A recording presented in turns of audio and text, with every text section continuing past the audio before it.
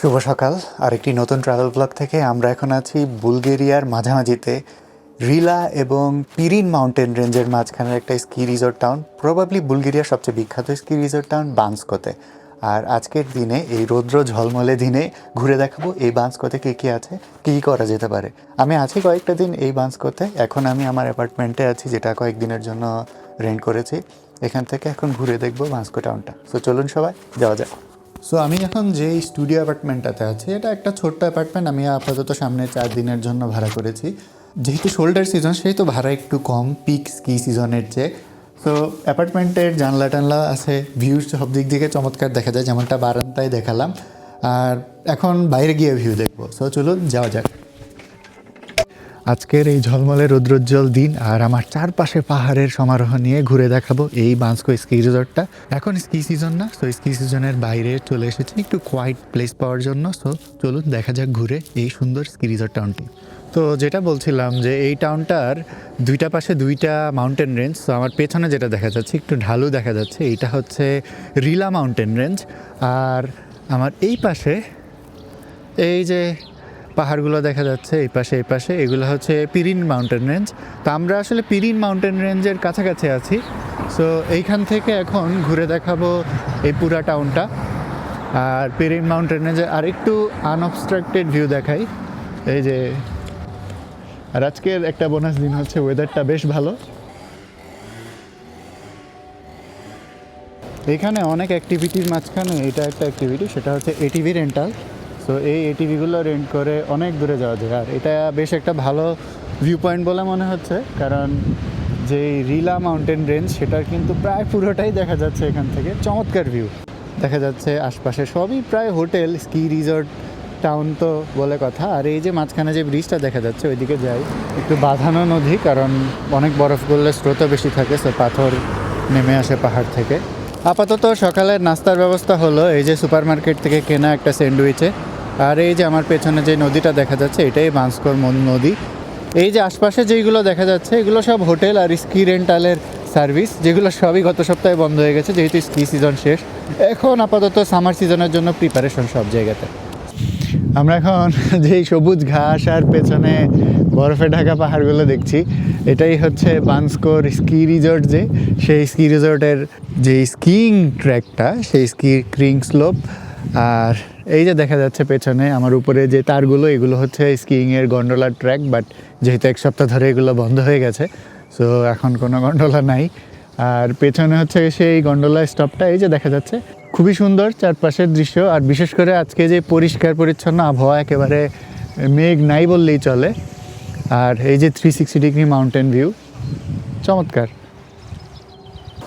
এই যে এরকম ছোট ছোট শখানেক ড্রেনের মতো বা ছোট ছোট নালা দিয়ে বরফ গলা পানি নিচে নেমে যাচ্ছে। আর এই যে জঙ্গলের ভেতরে দিয়ে গিয়ে যে ছোট নদীটা দেখাইছিলাম, সেই নদীটা ক্রিয়েট করছে। একদিকে পাহাড় থেকে নেমে আসা পানির স্রোতের শব্দ, অন্যদিকে পাখির কলকাকলি আর এই সবুজ অসাধারণ দৃশ্য।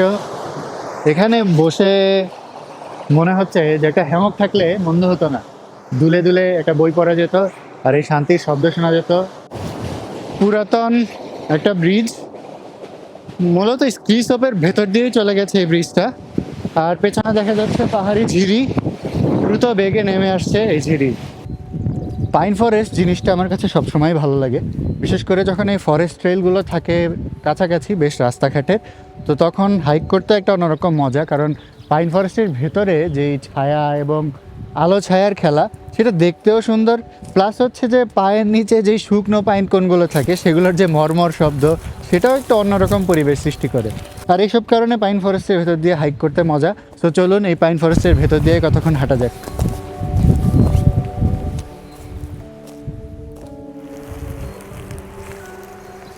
এই যে আমার পেছনে যে স্কি স্লোপটা দেখা যাচ্ছে, এই বরফগুলোতে গত সপ্তাহেও মানুষজন স্কিইং করেছে। এখন আসলে অ্যাবান্ডন, কারণ মাঝখানে কিছু কিছু জায়গায় বরফ একদমই গলে গেছে।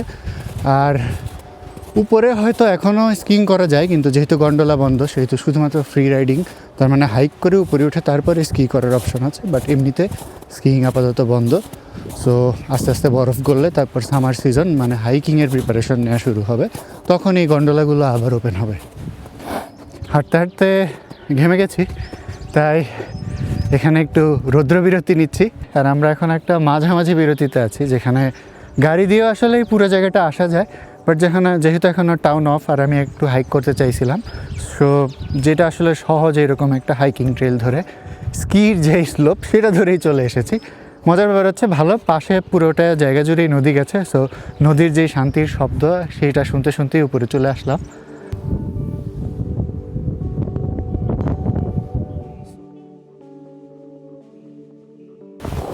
তো আজকের হাইকিং আসলে এখানেই শেষ করতে হচ্ছে। আমার মনে হচ্ছে এনার্জি থাকতে থাকতে না আমার হাইকটাও করা লাগবে। গাড়ি না থাকলে আসলে এইসব অঞ্চলে না, বিশেষ করে এরকম অফ সিজনে একটু টাফ। তো দেখি, হাইক করে নামতে আরও 1 ঘন্টার মতো লাগবে। আর যদি কারো কাছ থেকে লিফট পাওয়া যায় তাহলে হয়তো আর 10-15 মিনিটের মধ্যে নেমে মেইন টাউনে চলে যাবো। সব টাটা।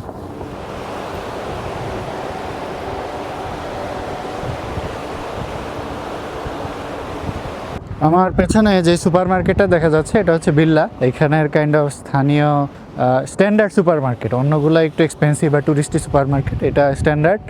তবে পেছনের ভিউ দেখা যাচ্ছে, আমি নর্মালি সুপার মার্কেটের ভিউওয়ালা ছবি দেখি মাউন্ট ফুজির, যেখানে একটা নদী আছে বা হচ্ছে পেছনে মাউন্ট ফুজির ভিউ দেখা যায়।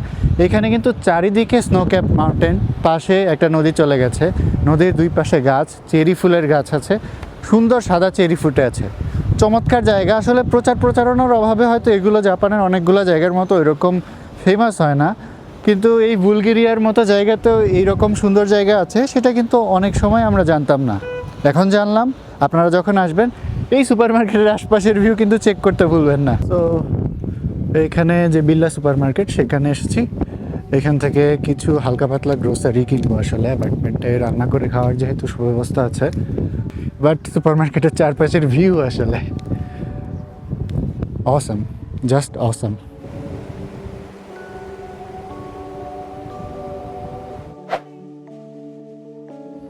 বুলগেরিয়ার রাজধানী সোফিয়া থেকে মাত্র 2 থেকে 3 ঘন্টার একটা বাস বা কার জার্নির পরে পৌঁছে যাওয়া যায় এরকম একটা সুন্দর পাহাড়ে ঘেরা স্কি রিসর্ট টাউন বানস্কোতে। উইন্টার স্পোর্ট বা স্কিইংয়ের জন্য না, এই টাউনটা আসলে এর ঐতিহ্যের জন্য হতে পারে চমৎকার একটা জায়গা। যেমনটা অটোম্যান হিস্ট্রির চিহ্ন এই টাউনের আশপাশে ছড়িয়ে আছে, তেমনি আধুনিক বুলগেরিয়ার প্রতিষ্ঠার অনেক ইম্পর্ট্যান্ট ইভেন্টও এখানের সাথে জড়িত।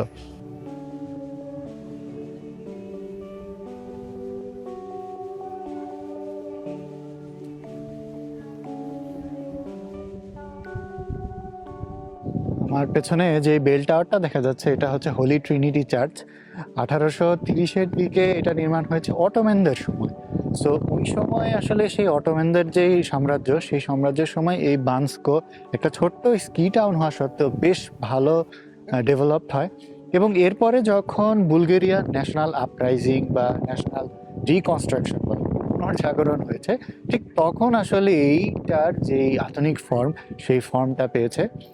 যেমন আমার পেছনে এই যে দেখা যাচ্ছে এই ভাস্কর্যটা, এটা খুব ইম্পর্ট্যান্ট একটা মানুষ, যে এই বানস্কোর পরিচিতের একটা অন্যতম প্রধান মুখ।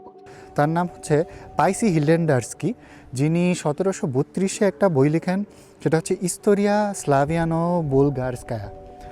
এটি পরবর্তীতে যে বুলগেরিয়ান আপরাইজিং এবং ন্যাশনাল আইডেন্টিটি সেটি ক্রিয়েশনের সময় একেবারে টেক্সট বুক রেফারেন্স হিসেবে ব্যবহৃত হয়। সো আধুনিক বুলগেরিয়ার ফাউন্ডেশনে এই মানুষটির অবদান আসলে অনস্বীকার্য। আর বানস্কোতে সবচেয়ে রিলেভেন্ট পার্সনও উনি।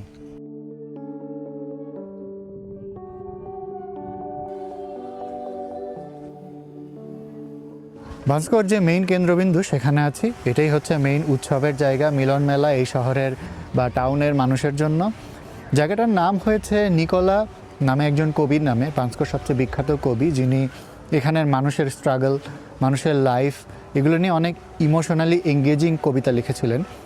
আর উনি খুব অল্প বয়সে আসলে তাকে এক্সিকিউট করা হয়েছিল সেকেন্ড ওয়ার্ল্ড ওয়ারের সময়, যেহেতু তিনি ফ্যাসিজমের বিরুদ্ধে অনেক লিখতেন এবং প্রতিবাদ করতেন।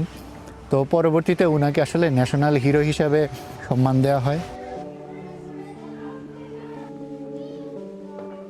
এইখানে পাহাড়ে একটা গুরুত্বপূর্ণ জিনিস হচ্ছে এই যে পেছনে বাসাটা দেখা যাচ্ছে এইরকম বাসাগুলো এখানে ট্রেডিশনাল বাসা, হাফ টিম্বার্ড হাউস, তার মানে পাথর সিমেন্ট যেগুলো আধুনিক বাসা আর হচ্ছে কাঠ, এই তিনটার সমন্বয়ে তৈরি করা বাসা।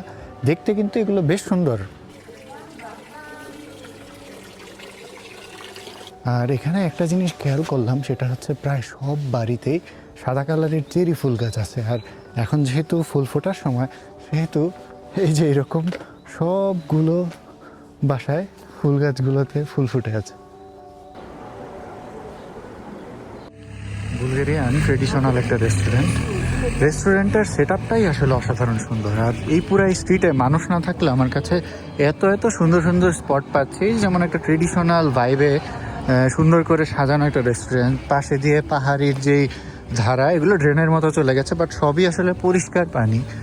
আর এই যে বাতি জ্বলছে, ট্রেডিশনাল রেস্টুরেন্ট, কোনো ভিড় নাই, কারণ এখন মানুষই নাই আসলে এই টাউনটাতে। আমি যে হাঁটছি, হাতে গোনা কিছু মানুষ দেখা যাচ্ছে, যার একটা বড় অংশ আসলে লোকাল।